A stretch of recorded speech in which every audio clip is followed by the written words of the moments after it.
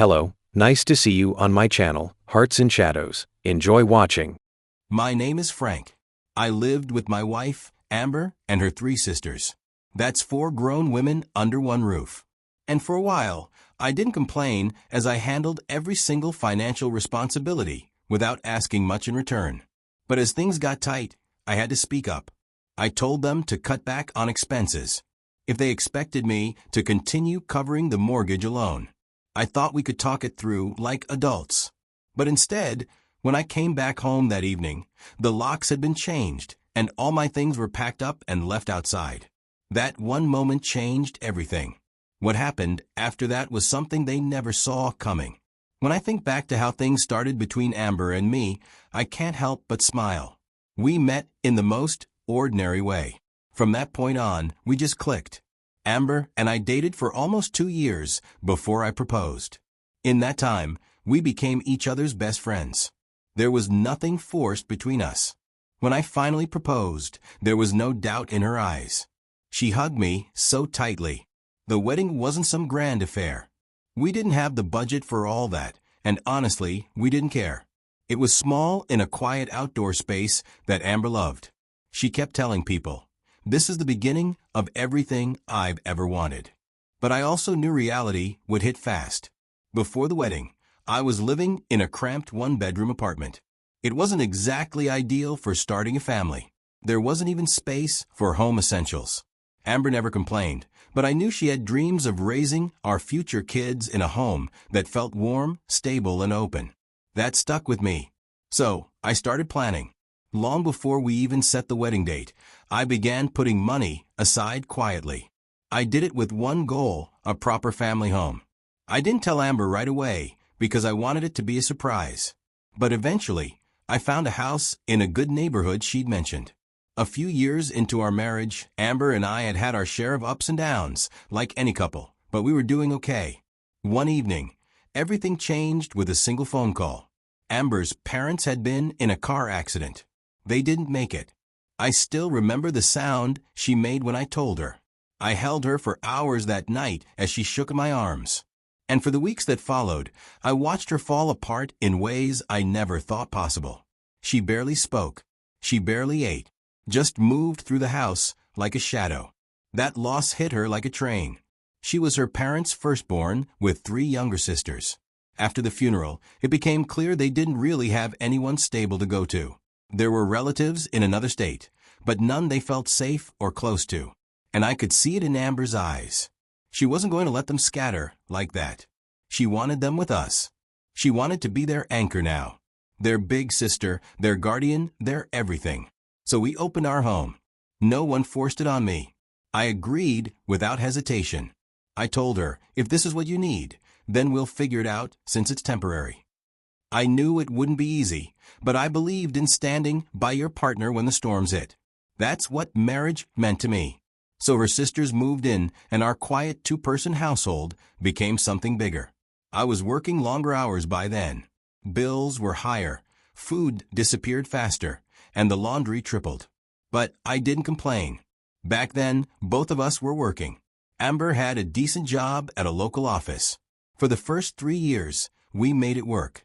The bills weren't light, but at least we were splitting things, more or less. I carried a bit more of the weight, sure. But Amber came home one evening and told me she quit her job. Just like that.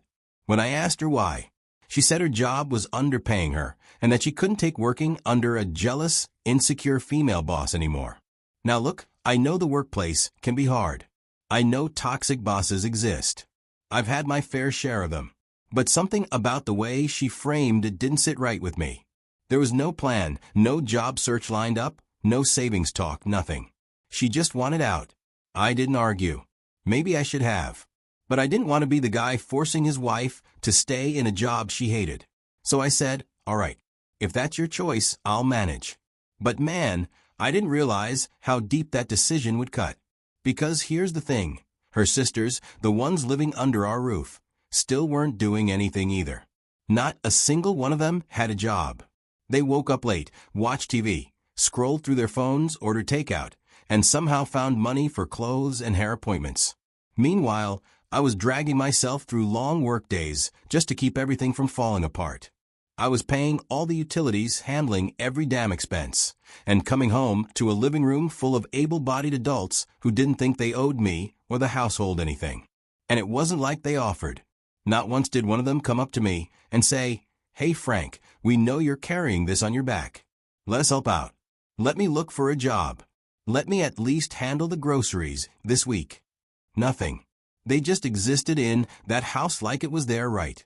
And the part that really made me feel alone in all of it, Amber didn't seem to mind. She didn't defend me or push her sisters to step up. She just adapted and joined them. It wore me down slowly. I kept it to myself, because at that point I wasn't even sure if talking about it would change anything. But I felt it, deeply. For 2 years, I carried this load. I don't know how I lasted that long without snapping. I was the only one working, but what really started to eat at me was the silence and lack of acknowledgement of all my efforts. I would come home exhausted, expecting maybe a warm plate of food or even just a little peace. But instead, most evenings, the kitchen was a mess, nothing had been cooked, and Amber's sisters were either bickering among themselves or watching TV like they were on vacation.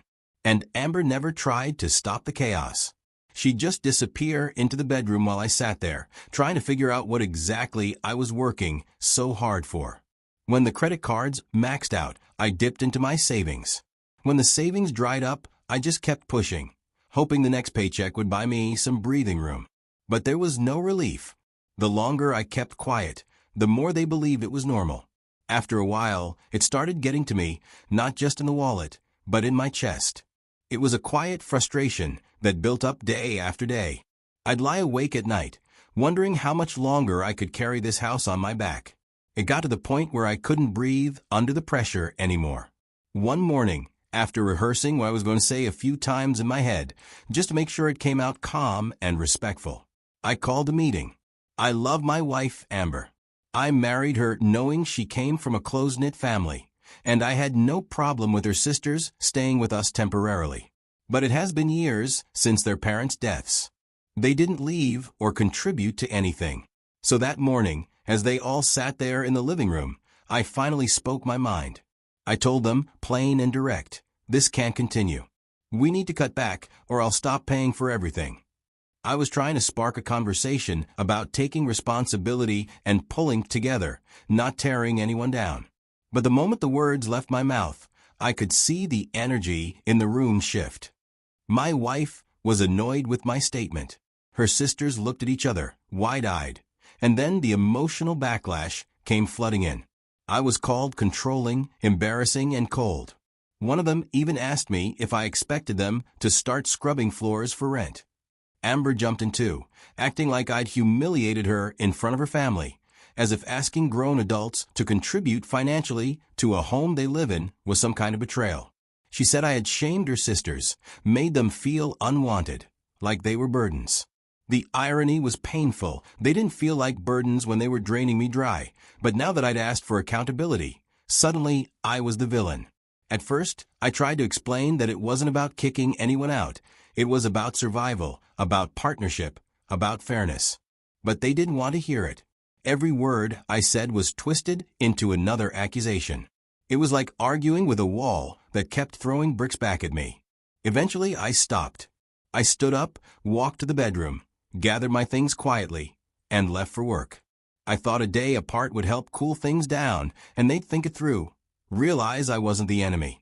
But what happened next made it crystal clear where I stood in that house. A month passed after I had that uncomfortable conversation about cutting back on expenses. But nothing changed. Amber still spent like the bills paid themselves. Her sisters were still lounging around, jobless, adding more to the grocery list than the house budget could handle. No one even acknowledged what I said. It was as if they decided, collectively, that I didn't matter, as long as the money kept showing up in the account. I was growing resentful, not just at them, but at myself, for allowing it, for financing my own disrespect. Then the company sent me out of town for a 2-day trip. I was selected to represent our team for a business deal. It wasn't optional. I knew I had to go. Before I packed my bags, I opened my banking app to send some money to the joint account Amber used, like it was her personal allowance. I hovered over the transfer button like I always did before a trip. But this time, I didn't press it. I closed the app. It was a boundary and a quiet statement. I'm not going to keep enabling this. I had simply withheld what was no longer being appreciated. 2 days later, I flew back, worn out from meetings, hotel food, and non-stop negotiation. I just wanted to go home and take a hot bath. I drove up to the house around 8 p.m. My key didn't work in the front door. At first, I thought maybe I was just tired and fumbling. I tried again. And again. Nothing.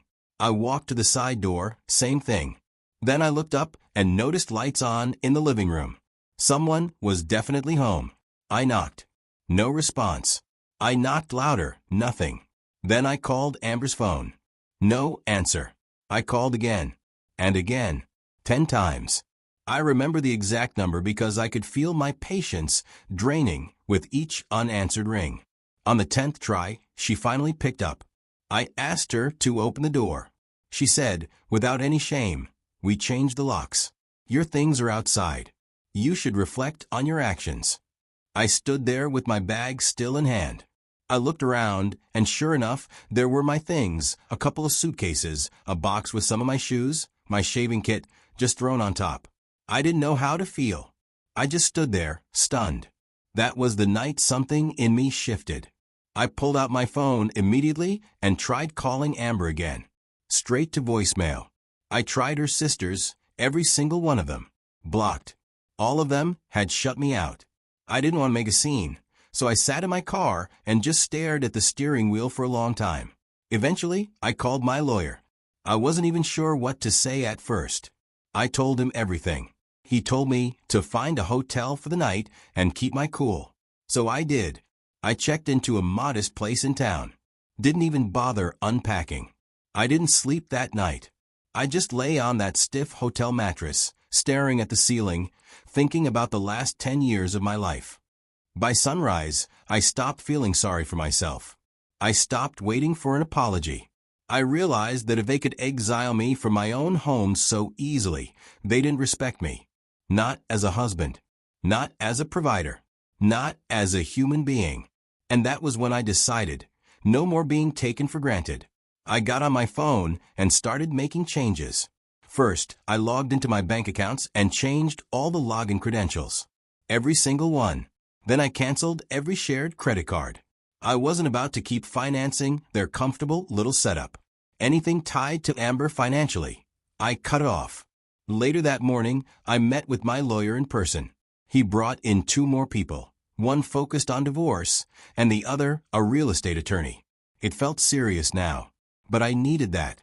Since the house was fully in my name, they told me I had every right to file for eviction against Amber's sisters. They had no lease, no legal claim to the property. As far as the law was concerned, they were unauthorized occupants. We started preparing the paperwork immediately. My legal team debated whether to treat it as a formal eviction or a swift removal under property law for non-tenant squatters. But because this involved family and emotions were high, we knew we had to tread carefully. I also asked about getting a temporary order for exclusive use of the house, basically asking the court to grant me sole access while the divorce was being sorted.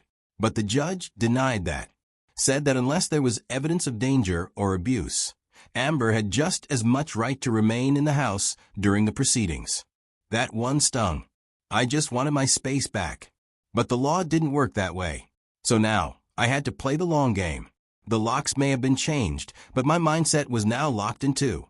And this time I wasn't backing down. When the divorce proceedings began, I wasn't bitter. I had reached a point where I no longer needed to scream, argue, or prove anything. The silence was enough. So when the lawyers stepped in, it didn't take long before it was clear to everyone that the house would likely remain mine. I had all the evidence showing I was the one keeping that roof over everyone's head. And that's when she started changing her tone. Suddenly, the coldness she once threw at me turned into warmth. She started calling me by my pet name again, asking how I was doing, offering to cook, and trying to strike up conversations that didn't happen before. It was awkward, honestly, like watching someone flip a switch and forget you saw the wires hanging. But I didn't buy into it. I had already reflected. I had already processed the hurt, the betrayal, the fact that she and her sisters felt bold enough to lock me out of my own house and toss my things out like I was some stranger. No amount of soft words was going to erase that. The marriage officially ended not long after. The judge ruled, and the house stayed with me, mainly because the financial contributions were in black and white. There was no argument there. But after everything wrapped up, the house didn't feel like home anymore. It was too big, too full of memories that no longer served me. So I made a choice to put the house on the market. I sold it months later and walked away. With the money, I rented a smaller place that fit just me. Amber got a settlement from the divorce. The court made sure of that. I gave what was due. But within a few months, that money ran out. I heard through a mutual acquaintance. Maybe poor planning. Maybe the lifestyle caught up. Maybe she thought the money would last forever. I didn't ask. It wasn't my place anymore. I had reflected as she told me, and I had moved on. It had been almost a year since the divorce papers were finalized. I hadn't heard from Amber in all that time, and honestly, I wasn't expecting to. We'd gone our separate ways. I had spent that year quietly rebuilding, piece by piece. I finally had room to breathe without walking on eggshells every day. Then one afternoon, I got a message from Amber. It was short, straight to the point. She said she wanted to talk.